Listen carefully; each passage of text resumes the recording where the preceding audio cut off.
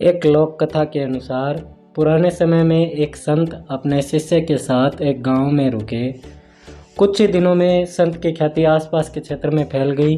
अब उनके प्रवचन सुनने और दर्शन करने के लिए दूर दूर से लोग आने लगे। यह देखकर उसी गांव का एक अन्य पंडित परेशान हो गया।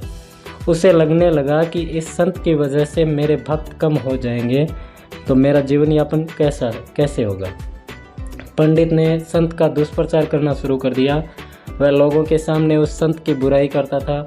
एक दिन संत के शिष्य को ये सारी बातें मालूम हुई तो उसे बहुत गुस्सा आया। वह तुरंत ही अपने गुरु के पास पहुंचा और पूरी बात बताई।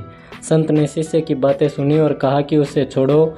अगर मैं उस पंडित से वाद विवाद करूंगा तो इससे ये सब बातें फैलना बंद नहीं होगी, इसलिए उसकी बातों पर ध्यान नहीं देना चाहिए। संत ने देखा कि शिष्य का क्रोध शांत नहीं हुआ है।